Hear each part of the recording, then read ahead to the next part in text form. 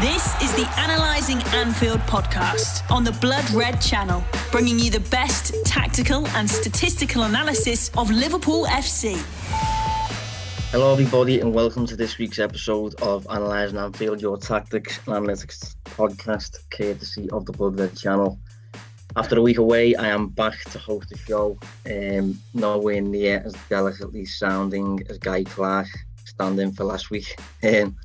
But with David Hughes, he hosted the show with Lee Scott, I believe. Interesting little podcast on Lee's book, I think.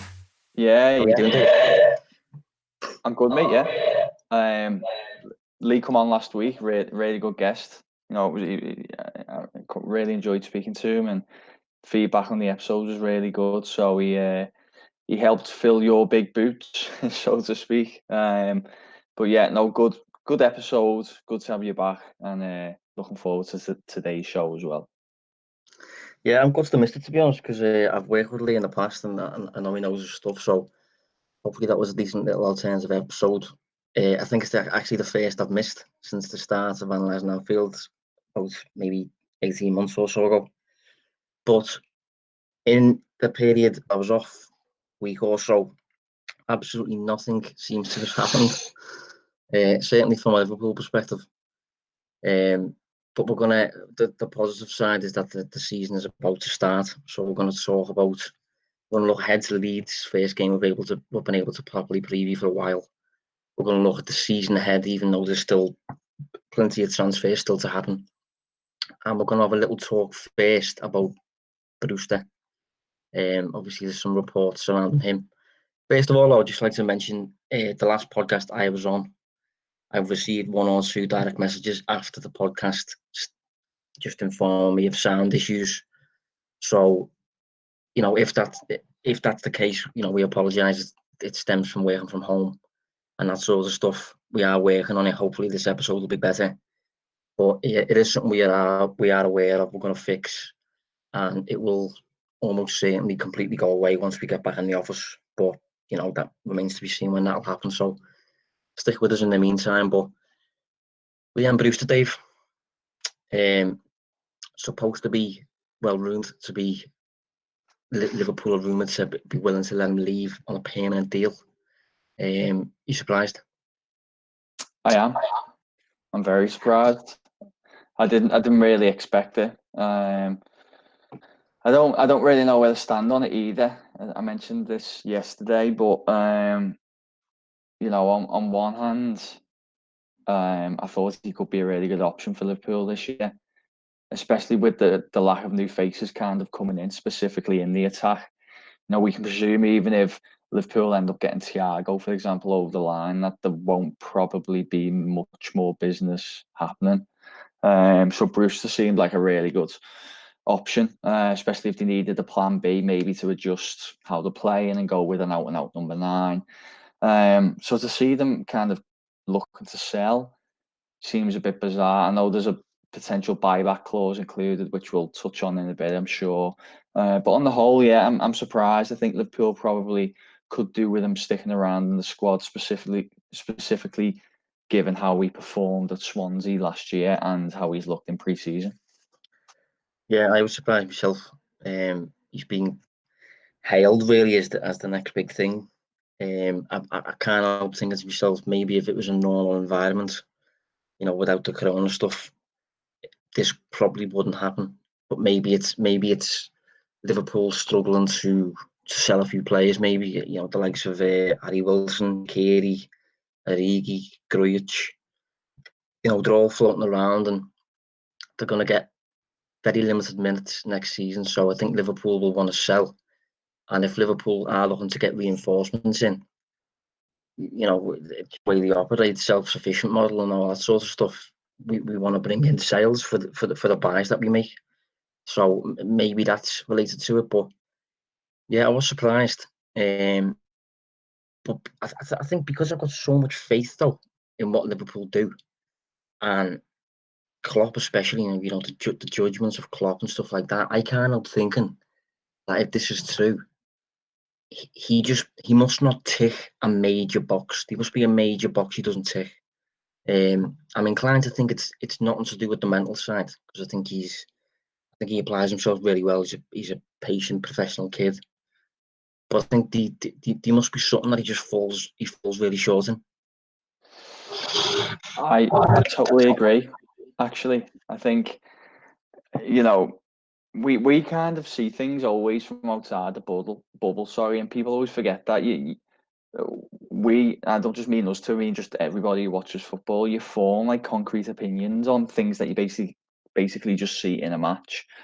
But you have to remember that, the coaching staff, Klopp, etc., they're watching the player inside that, they know them inside out, and they're watching them every single day in training. They're getting to know the character of the player. They're getting to know all the intricacies of how they play, movements they make.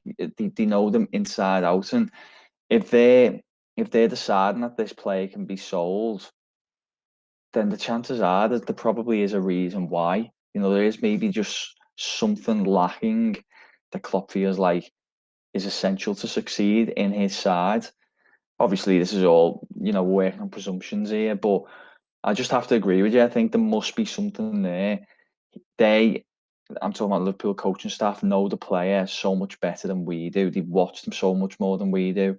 And they're obviously forming their opinion on that. And I'd be inclined to agree that their opinion is probably a lot better than ours on this situation. Yeah, I mean, there's two boxes that I've just, complete guesswork, but there's two boxes that I think he does seem to. Well, one in particular he does seem to lack, and the other is a complete guess. But I know it's important for Liverpool teams. So that one is physical capacity. I'm just wondering whether maybe he's, because I think when Klopp was asked about which one of his players has surprised him the most or something like that, and he got put through him, is it Andy Robertson, because he was only bought for 8 million from Hull, and Klopp actually said Trent, and the reason he said Trent is because although he was clearly a very talented kid, very good player, Klopp was quite amazed at how he came on physically and was able to cope with the demands of Klopp's system and training every day, playing 3 matches a week. A lot of players can't do it. You look at, Naby Keita. I mean, whether it's a growth spurs or not, but Naby Keita hasn't been able to get consistently in the side, and a lot of that's to do with health and fitness and being available and stuff. Storage had problems.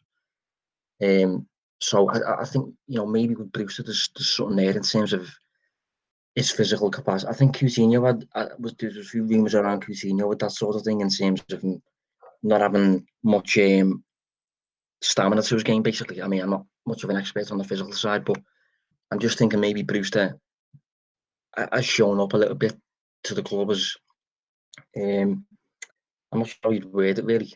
Not necessarily lightweight, but just maybe the robustness sort of thing, and 3 times a week playing regularly, all that sort of stuff in a Liverpool system. That's just a complete guess. And the other one would be, I don't think he's versatile enough. I think he seems to be quite a traditional number 9 striker in the mould of a Robbie Fowler, maybe. And Robbie Fowler, as good as he was, I'm probably going to cause a bit of conflict saying this, but I would argue that Fowler would struggle to get into the current Liverpool team, despite his finishing being ridiculous. He was very much a penalty box 9, wasn't he? I think Brewster's similar. And I think the reason that Iggy gets minutes is because Iggy can play as Mane as well as through the middle. I think Brewster can, I'm just guessing, but it feels as though Brewster can only play through the middle. And when he does play through the middle, obviously he performs very differently to Firmino. So that changes how Salah and Mane perform on the sides. Just guesswork, but I'm just thinking of what major box he's not ticking for Liverpool to be willing to sell him. Yeah, you can still see why so many other Premier League teams want him, because there still is a place for a brackets out and out scorer, a classic number 9. Plenty of those sides still play with formations that accommodate those players. But as we've said, I think we talked about this 2 weeks ago, didn't we? Liverpool play with a number 9, but he's actually really a number 10, isn't he? So it's pretty clear from what we've seen that Brewster isn't, a number 10, is he? That's not his game. So I just think in Liverpool's plan A option, the traditional 4-3-3 that they play week in, week out, he hasn't really got a place in that side. The argument for sticking around, though, for me was something that we talked about the need to evolve as a side and, change potentially the formation. And I've spoke about it a couple of times now, so I don't want to keep going on about it. But when you're doing that, I do think he is a really good option if you do want to go, say, 4-2-3-1 with an out-and-out forward up there. I'd be quite confident having him as my number 9 this season, playing that role. But obviously, it looks like the sell. And okay, we'll probably come on to it now. The buyback clauses in there mean if he goes to be a huge success, they can probably bring him back for a reasonable price. But you basically say that's 2 years' time. You're without him for 2 years, and you could miss out on a really good player in that time. Specifically when Liverpool are obviously looking to be really successful because they have decided to do so. Champions League, 2 seasons ago now, last season, Premier League. They want to try and build on that while they can, and you never know if maybe a player like Brewster could be the difference if things are a lot more tighter this year.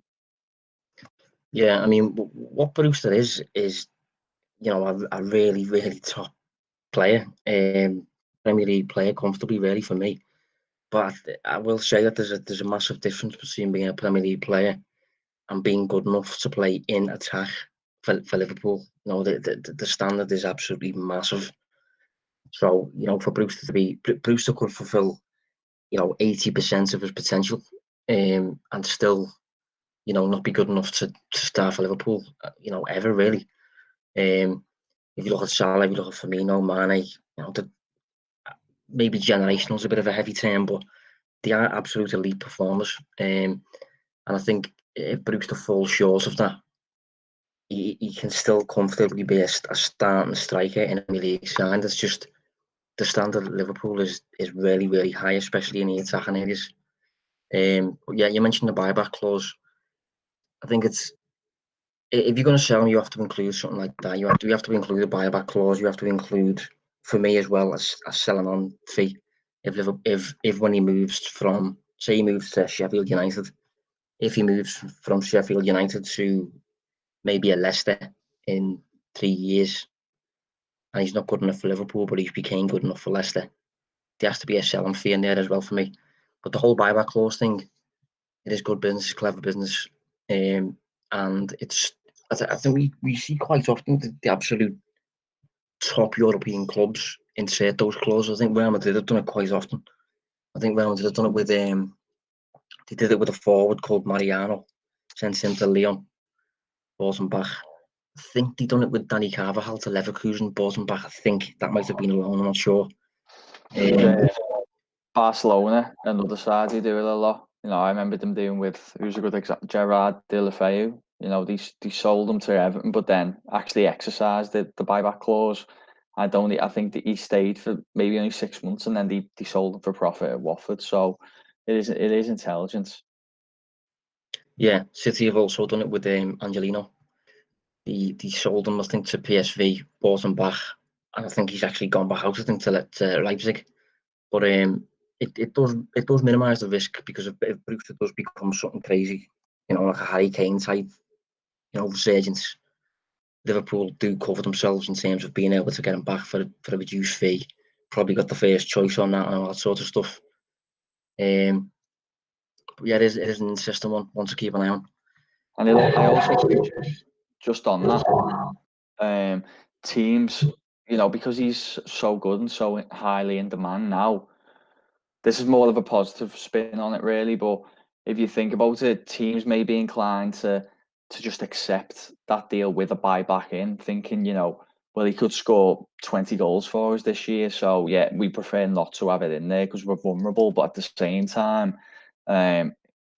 he looks so good that it's a good deal, and we're willing to pay whatever the price would be and leave that in there. Whereas perhaps, say, if they opted to keep him, he didn't really get in the side. So by Christmas, he's maybe only scored 1 or 2 goals.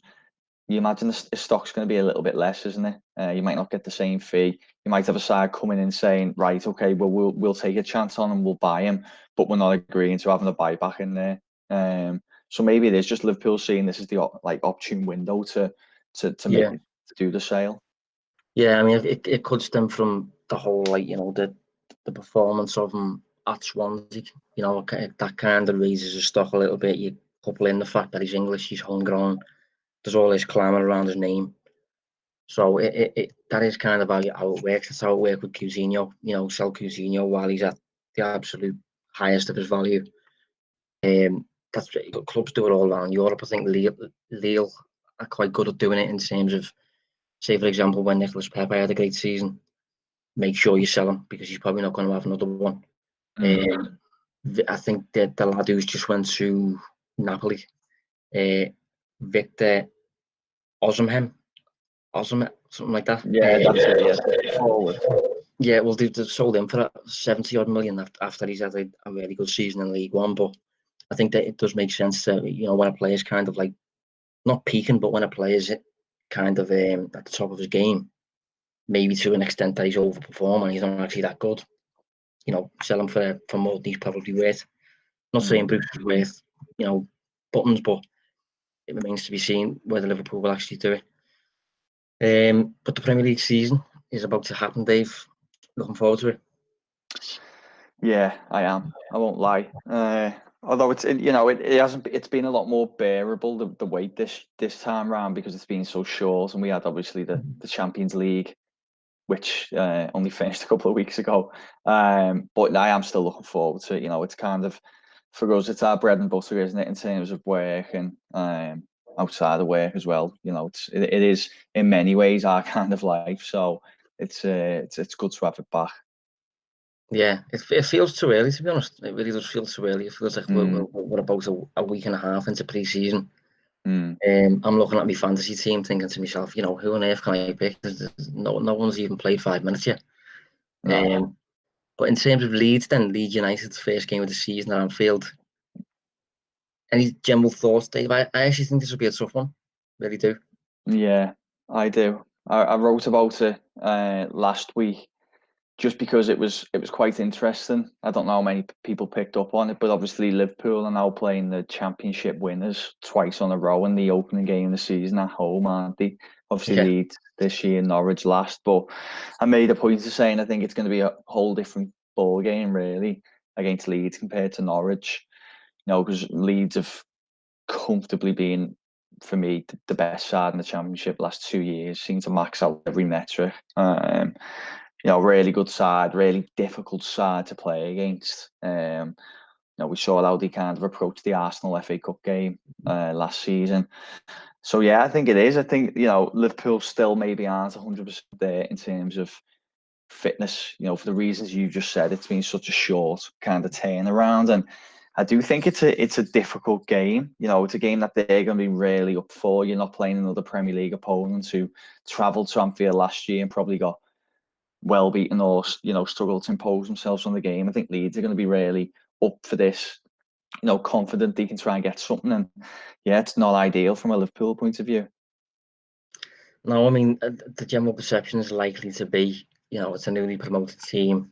You're at home, as good as you can get, sort of thing. Which, it's not entirely wrong. I mean, it's probably as good as you can probably ask for on the opening day. But at the same time, I do think people are probably going to overlook Leeds. I think that, as you mentioned there about the metrics, that their numbers just capture a team that just really well performing, well coached team. Just there's no other way around it. Really, kind of like the Manchester City of the Championship. Really, every single metric just captures them in a positive light in terms of the whole concept of dominance that we try to capture. For me, they've been the most dominant team in the Championship for 2 years in a row. Don't know what happened last year in terms of them falling slightly short. Norwich obviously got promoted. There's generally been quite a few comparisons with Norwich, but for me, although that both teams kind of like to play football, whatever that means, I think that they are very different in terms of how coached, how adaptable they are. And Leeds is certainly a lot better without the ball as well. But just Yeah. on the metrics then, I'll just reel them off. It's worth noting this is the Championship. So a lot of this is the massive question of, will they be able to be this dominant in a higher quality league, which needs to be seen. So it'll be interesting to see how they cope.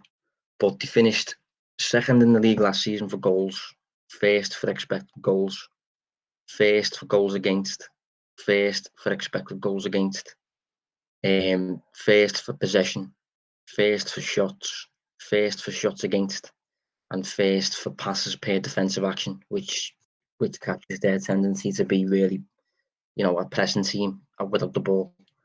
And interestingly as well, obviously, those that have listened to the show for a while will know that if you're a high pressing team, usually you don't face many shots. But when you do face shots, they're usually quite clear cut. And the interesting thing with Leeds is that although they're a high pressing team and they don't face many shots, when the shots do actually come, they've actually got the best XG per shot in the league. Not sure if you noticed that, Dave, but No, I hadn't. Which does yeah, surprise me. Yeah, their XG per shot against suggests that in terms of the shots opponents get against Leeds, they're not clear cut. They're quite difficult to score. So yeah, I mean those numbers speak for themselves, really, don't they? Yeah, they do. And just to kind of reaffirm our point of also saying, they've been the best side for 2 years. I know they didn't come up in Bielsa's first year, but based on expected points, they comfortably finished above Norwich. I think they ended up underperforming by about 8 points or something, which seems fairly high actually for a side in the top two. And that just kind of captures that they probably could have and should have come up that year. But I think there was just a bit of a bizarre late season collapse, wasn't there, where they just seemed to have a few strange results and just missed tons of chances and stuff. But yeah, for me, they've basically been a kind of, at worst, mid-table Premier League side trapped in the Championship for the last 2 years. I could have egg on my face at the end of the season if they go right back down, but I just can't see it. I think that the way they play, they're just too good and probably should adjust to the Premier League this season and have a decent campaign. Yeah, no, it is interesting what you've just said there in terms of being a mid-table Premier League team, because I would agree, but at the same time, teams that come up from the Championship with a bit of a kind of an idealistic style of play with set principles and stuff, I don't usually have a lot of faith in. I usually expect them to go immediately right back down. I predicted Norwich to go straight back down just because I knew that the kind of utopian brand of football where you're just playing really nice stuff and with zero pragmatism and stuff like that, you just tend to shoot back down because of the quality step up in the Premier League. But with Leeds, it just seems to have a lot more faith that they'll stay up. I do think they'll suffer from moments a lot more than they did in the Championship. I think, say for example, when they do face shots in the Premier League, they're likely to get punished a lot worse than they were last year, specifically against Liverpool. And I think that basically captures why, not last year but the year before, when they should have came up but didn't. Although they're absolute top performers according to the metrics, you don't win a match by the metrics. There's several things that can impact the result. Whether that be poor finishing, poor goalkeeping, refereeing, luck. And I think for a while Leeds have I think they're quite consistent underperformers, aren't they, in terms of scoring goals at least. I think a lot of that stems from Patrick Bamford. Yeah, it does. He's like a terminal underperformer against his XG. And probably would in another side be chopped, to be honest, because his finishing seems to be that poor. But then he does so much other good stuff for the side that's why he seems to stay in week out. But I do agree, it'll be interesting to see how they adjust. Playing teams in the Premier League, much better sides to what they had in the Championship, because you go, don't you, from in the Championship, you basically you compared them to Man City. So we'll use that example. You're the Manchester City of that division. Suddenly you come into the Premier League, and you're one of the bottom feeders, really. And it's how you kind of adjust with that mindset, I guess. Although it was interesting how they treated, I touched on earlier, that FA Cup game in January at Arsenal at the Emirates. It seemed to catch a few people out, but probably myself and you included maybe expected the performance. But they had the usual kind of high energy tactics. They recorded a PPDA of just 5.5 in that game, which is really low. I thought Arsenal struggled to cope. Leeds had more shots on target in the game, although the XG was slightly lower. But it'll be interesting to see how many times they opt to do that, or whether they try and do that and potentially suffer, against good sides like Liverpool, and then when it's whether they'll be able to adapt and find a new way to start focusing maybe on results rather than performances. But then I don't know, can you adjust such a extreme kind of tactic? The tactics that they play, can you adjust that? It's a little bit of a conundrum. Yeah, no, it will be interesting to see how specifically about how Marcelo Bielsa, takes his first season in the Premier League. In terms of adapting, he's a very keen adapter when it comes to formations and stuff like that. I think they use 4-1-4-1 most frequently, but outside 4-1-4-1, they are very, very adaptable in terms of just using whatever system shows up best against the opponents. But in terms of his principles of play, the intensity, the everybody running, everybody defending, everybody attacking, very much being a unit sort of thing. It will be interesting to see if pragmatism finds a way into Leeds' game, or if they just keep playing with the approach that they know best. I mean, knowing a bit of Bielsa, I would expect him to remain pretty stubborn with his ways, but not necessarily in a bad way, because I think his ways are really, really good, as you can see by the metrics. I think he's had matches in the past. I think he's played Pep Guardiola's Barcelona a few years back as boss of Athletic Bilbao, and I think he man-marked them all over the pitch, which was a complete, one-off mad thing that I think Guardiola spoke about since, as in completely sent me head at the time, basically. So it'll be interesting to see if he comes up with something specific for Liverpool. Because he's kind of a very experimental tactician, Bielsa. Go on. I was going to say, it's also first game of the season. He's knowing the detail that he goes through. I mean, didn't he have something like a 13-page report? I read this in somewhere, 13-page report on an opposition's third goalie, was it? Yeah. Which is just crazy, and you do wonder, over the summer, although it's only been a short one, it's still been, maybe 8 weeks since their season finished. Say about maybe 4 since he's known he's playing Liverpool. You just wonder how much detail he's gone into watching Liverpool in that time.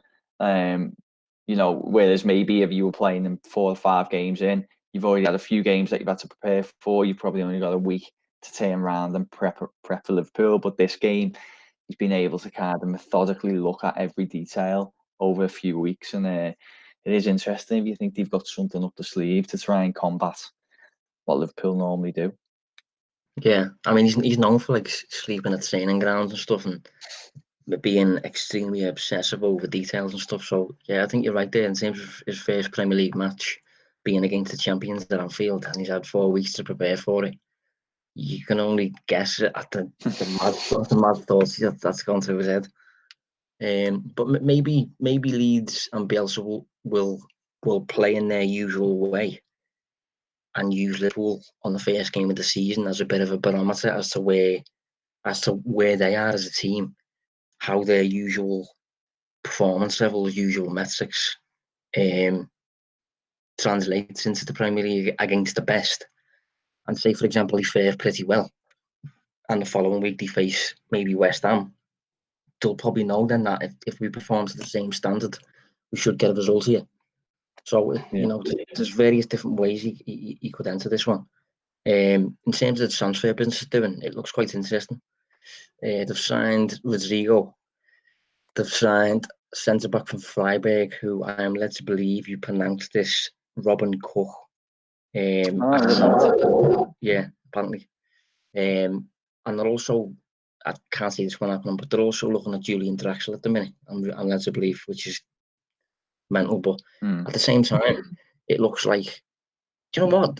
There's a lot of similarities here with Liverpool, I feel, because I think Bielsa is the type to like a set group, a core group sort of thing. And if he's not had any players, they have to be a real step up in quality rather than having loads of players who are just decent. Obviously, you look at Bamford being a bit of an all-round striker linkman, something like Firmino is. He underperforms like Firmino does. Intense pressing system. Do you see the similarities that I'm getting towards there? Yeah, I do. I think you need specific profiles of players, don't you? Within your side to perform in a specific way. And on that basis, I do think it makes sense. Bamford's the perfect example. You know, he's the centre forward. And if you think it's not as if he's just there because they've got no one else. They had Nketiah, didn't he, from Arsenal on loan there. And he couldn't get a game, could he? And he's gone to Arsenal being quite successful. But Bamford's there because he plays this specific role within the side that's almost integral to the wider picture.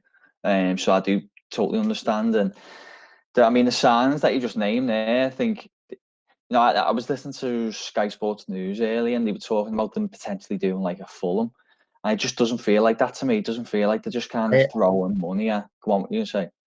I was watching that when that was live and that got said. I remember looking up at the TV and just like shaking my head and thinking, what? Yeah, it's so lazy, because for me, I think they've bought really well, and it doesn't feel like it's been a scattergun approach either. I think they have, I think Rodrigo's going to be a really good player. He's a good technical ability. He's also a good size at 6 foot, so I think he's got enough to kind of adapt to the physicality of the Premier League. How do you say? So it's not Koch, is it? It's Koch, did you say? Yeah, Robin Koch, I think it is how you say it. But yeah, another good buy. Someone that I must admit saw a little bit last season, but I haven't watched loads. But I know he's got really kind of dominant numbers in terms of like defensive duels, good in the air as well. Looks to be a really good passer of the ball, which is key, obviously, as a defender in Bielsa's side. So I definitely don't think we're seeing no scattergun approach like Fulham did. No, I agree. I like the business they've done. In terms of Rodrigo, he's 29 years old, which isn't ideal, but at the same time, it's Leeds' first season in the top flight since 16 years. You have to stay in the league. If you can have a player like Rodrigo, Valencia obviously had financial issues, and he was Valencia's key man last season. So I think pretty sure Bielsa speaks Spanish as well. So if you can have a player like that who's going to be a bit of a difference maker at certain points, it's probably worth doing, to be honest. Scored 4 and assisted 7 last season in La Liga, so I think he was kind of a bit of a two-way forward in terms of creating for others and putting the ball in the net himself. In terms of Cook, ball playing type. Alternatives to Ben White, who Liverpool, funnily enough, are linked with. And I think the key man, if you look back at last season for Leeds, the key man seems to be Pablo Hernandez. He seems to be incredibly creative, to be honest. Just on Hernandez, I won't lie, he's snuck a spot in the FPL. I think it's. I'm not sure if he's going to start this week, but I'm also not ruling it out. It wouldn't surprise me if he could maybe pull something off at Anfield. But yeah, he is just for the reason you just said. Okay, he's stepping up. He's old now, but I know he's like early to mid 30s, but his numbers have just been really, really good for a while at Leeds. This is not a fantasy podcast, but can you remember? can you remember his price in the game? Yeah, it wasn't that expensive, which is why I thought I'd take a punt on him. He might be a little bargain because in terms of his creation for Leeds last season, he assisted more shots per 90 than Trent did, for Liverpool. And as well as assisting those shots, the quality of each shot assist seems to be decent as well. So he was adding quantity and quality to Leeds' chance creation, basically. He's kind of been used a bit like, I think really, just a bit like that the mid-table, a bit like a Dimitri Payet maybe, like a mid-table Premier League team who are just okay, but you've got one extremely creative player who's taking loads of risks on the ball and spotting loads of openings and stuff. So yeah, it's a bit like Buendia maybe sort of thing as well. 6 million. Which I think is cheap, I'll be honest. Yeah, no, it's an interesting one. That's one way of looking at. But I think this time last year, we did put a note on Buendia's head and said, when Norwich comes to Anfield, keep an eye on Buendia. He's creative. And when Liverpool played Norwich, we beat them 4-1, but Pukki scored and he was fed by Buendia. Buendia got the assist. So I think if Liverpool are going to take care of the key men at Leeds, Bielsa's system and stuff like that, I think you nullify them quite a bit if you can keep a lid on what Hernandez is doing. I'm not sure if you've got anything more to add on Leeds, Dave, or should we move on? No, I just think if we take the kind of Liverpool perspective away for a minute, I think it's just going to be a really good game to watch. I think it's going to be one of the dead interesting ones. Two champions last year, albeit different divisions, but you can see why it's being put on Sky on the 5:30 slot. It's going to be a good game and one that we should be looking forward to. Yeah, no, it's going to be a good game, yeah, and it's going to be. I do think it's going to be trickier than many people are anticipating. Leeds are really, really intense team and very willing to just run themselves into the ground. And any team that's got work rate about them is a difficult team to face. Liverpool obviously got that themselves, so I'll be interested to see how it plays out. But in terms of predictions, Dave, what scoreline do you want to go for here? I don't actually anticipate a high-scoring game at all. And I always feel like whenever they go for a little bit of a more brave and edgy type of prediction with Liverpool, they'll then go out and punish it and win like 4-0 or something. But it just as it feels now, I think it's going to be really tight. To the point where I'm maybe going 2-1 with a kind of late winner from Liverpool. Maybe when Leeds begin to tire. I'm also going to go for 2-1, yeah. Obviously, there's the massive caveat of the fact that Liverpool on any given day can win 4-0, really. But yeah, I think it's going to be a tricky game. I think it's going to be. It's really difficult to predict in these times as well, considering the lack of pre-season, no fans in the ground, all that sort of stuff. Internationals have just happened. Most of Liverpool's squad was away. Most of Leeds' squad wasn't. So it's a difficult one to predict. Really difficult one to predict. I'm sure we'll get better with the predictions as the season plays out. But this one feels. I don't know. It just feels on a knife's edge. It's a difficult one to preview. Yeah, I'm going to go with 2-1 myself, I think. Yeah. But the season as a whole, so obviously there's about a month left, I think, in terms of transfers happening. So it is really difficult to say anything definitive now. Obviously it's worth noting that City aren't signing Lionel Messi, which is a positive. But if they do sign a player of, in the same bracket sort of thing, not that there's many, then that would change things quite a bit. But do Liverpool have enough to win the league again, to retain the title sort of thing? But what are you looking at?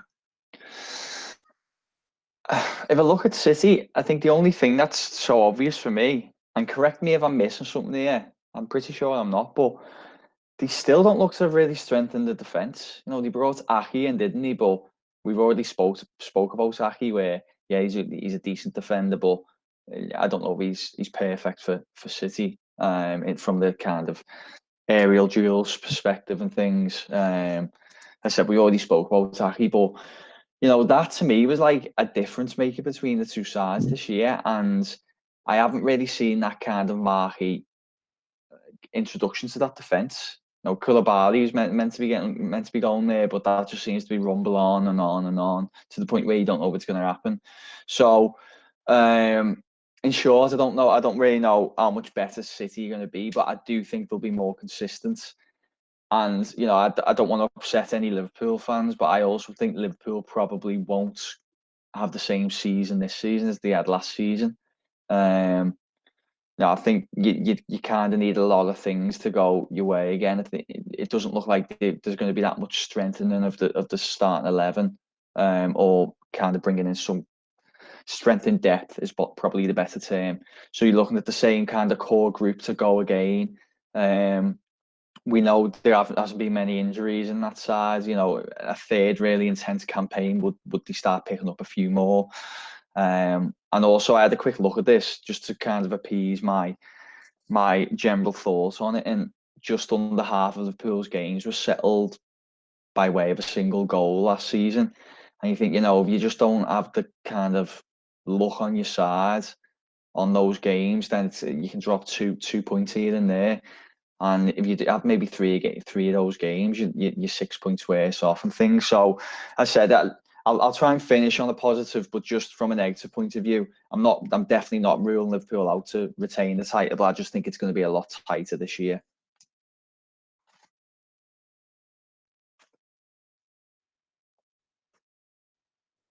Still got you on mute there, mate. Sorry. There you go. So I'm inclined to agree when it comes to City because, you know, if you look at last season, their main issue, the main difference between the two sides was defence. And if you look at what they've added, they did seem to do business very quickly. But they've only added Nathan Ake and Ferran Torres, and they've lost Leroy Sané, who, you know, weren't really there anyway. But you've lost Leroy Sané, so I think if they had Koulibaly, it's a different story. That would change things a bit. If Liverpool had Thiago, again, that would change things quite a bit. If you look last season at the goal difference is generally a good indicator of performance, sort of thing. City ended the season last year on plus 67. Liverpool plus 52. Now, that suggests that not only is City on Liverpool's level, but they're better. Having said that, Liverpool tend to stop playing really when they're about 2-0 up, whereas when City go 2-0 up, they'll probably end up about 7. So it is really fine lines there.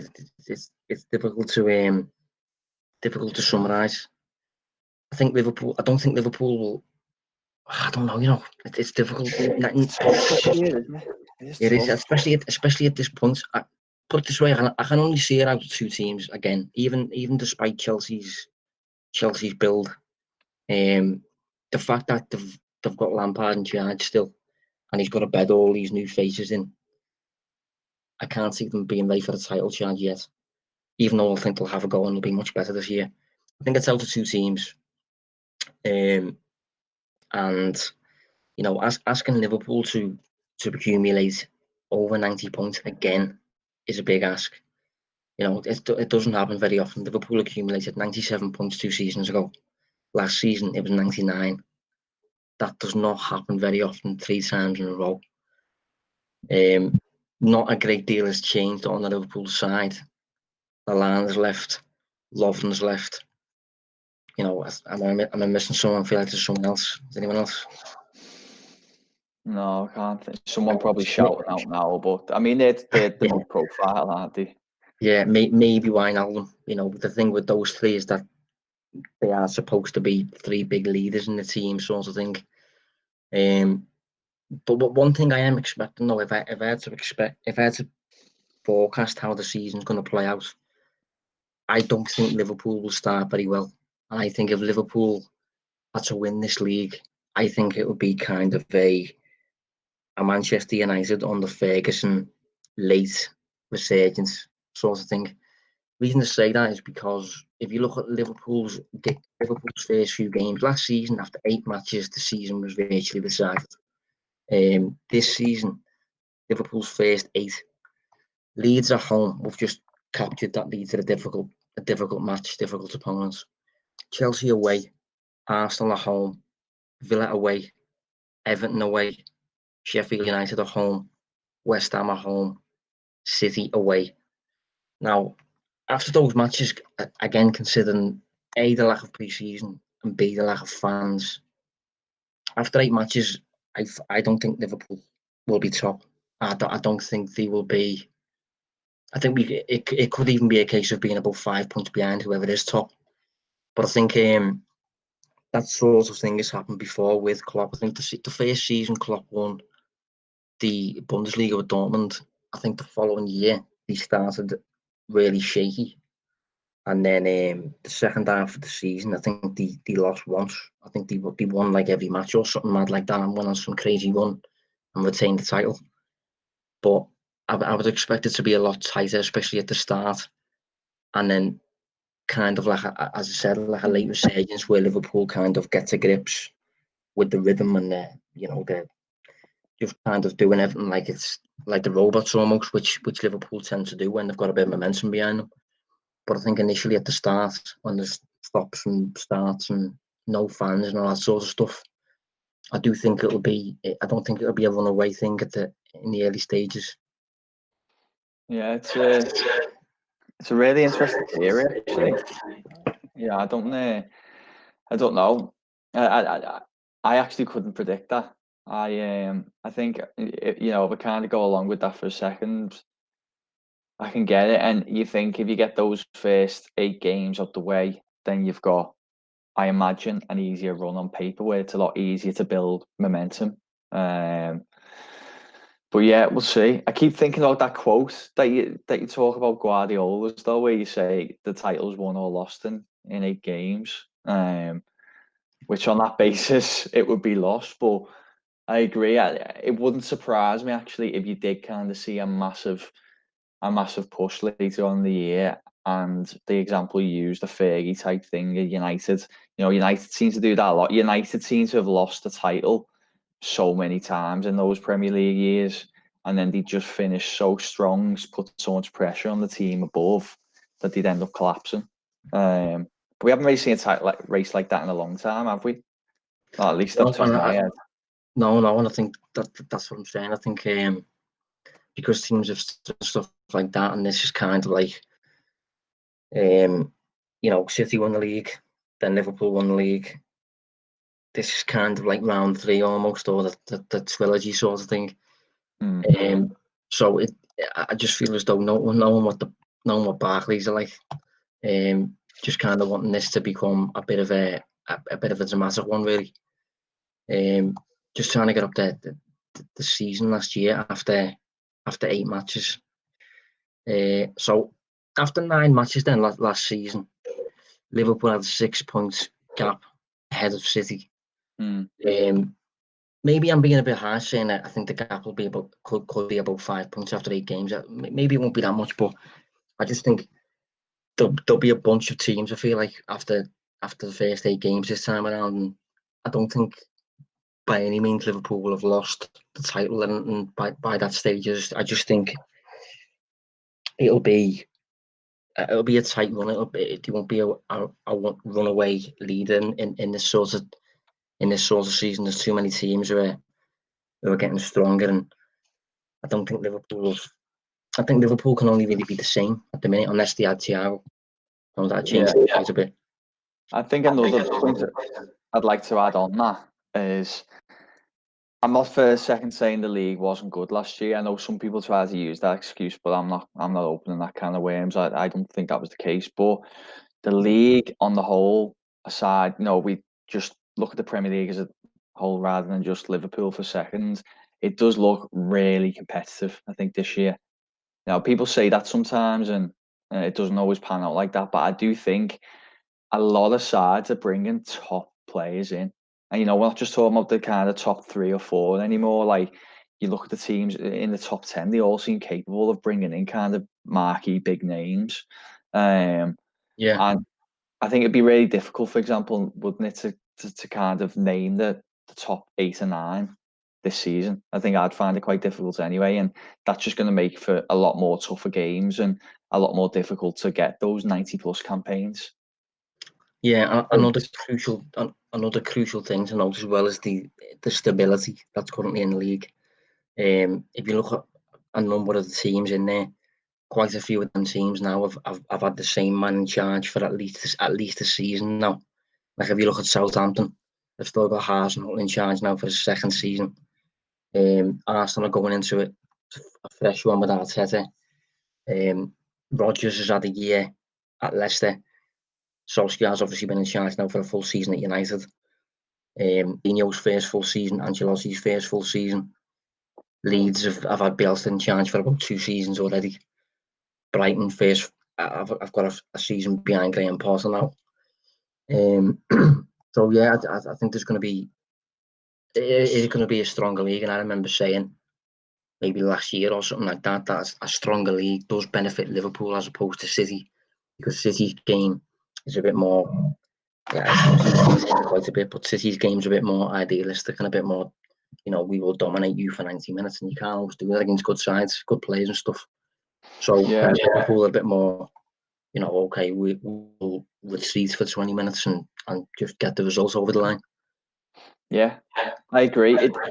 I'm trying to think now, and can you really think of, you look at clubs and you can see, managers kind of approaching the end of their cycle at that club. Last year you probably could have said, the likes of Eddie Howe's definitely probably going to end up leaving. Other examples, but you look at the Premier League now, and you've just listed a fair few names there. There's none of them that it kind of feels like they're very fresh into their positions, and you couldn't say like, oh, he's got a good chance of being gone by Christmas. The ones who stand out, I think maybe Sean Dyche this might be his last year at Burnley, not necessarily through bad performances. I think it'll just maybe run its course, that one, a little bit. But if you look at everybody else, certainly in the top 10, I can't see any big managerial changes at all, unless there's just some shock collapse within that side and the managers kind of pulled the trigger. The owners pulled the trigger quite soon. Can't think of any candidates.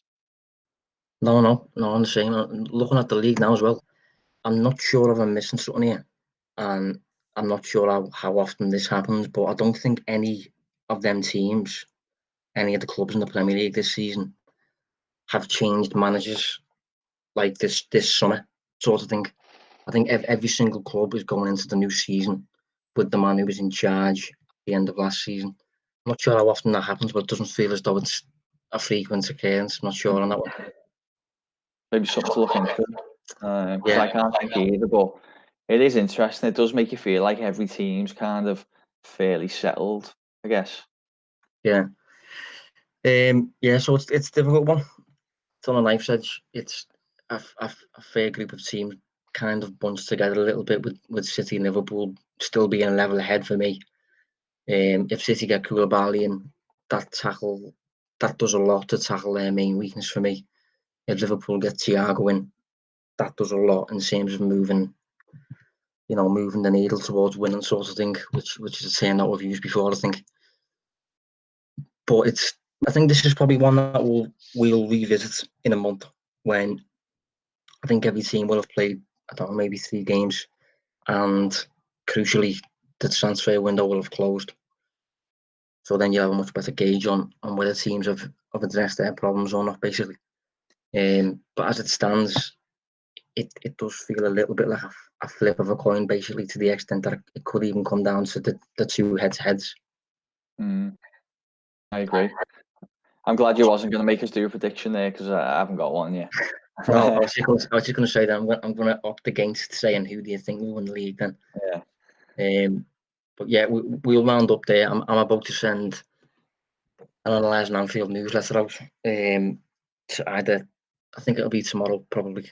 I think it's either going to be on Leeds, or it's going to be on what the numbers say about whether Liverpool will retain their title or not next season. One of the two, either a season preview thing or something on Leeds. And to preview on Analytic 5, Dave, or actually today's will be looking at a former Liverpool player. If people want to have a look at it. I was actually going to message you separately, Josh, to see what you thought on the subject, but it's just about really talking about Danny Ings and such a great campaign last year, but is he going to repeat it? You know, he kind of overperformed a fair bit against his XG last year. That's not unusual for elite strikers, as we know, but is he in that bracket? It's, you know, obviously he had 2 seasons injured at Liverpool, but either side of that, he tended to perform fairly in line with his XG. So it's just exploring that conundrum, really. So yeah, make sure you sign up. It's completely free, obviously. Just needs an email as well. Don't need your contact details, and you can find the link on my Twitter or by searching Analytics5 on Twitter. Got its own designated Twitter accounts. Good stuff. So thanks for tuning in. Hopefully the audio was a bit better this episode, and we will be back next week to analyse what happened against Leeds. Hopefully it was a win, and we will look ahead to Chelsea, actually. So good to get the season started. Enjoy the opening weekend, and see you next week.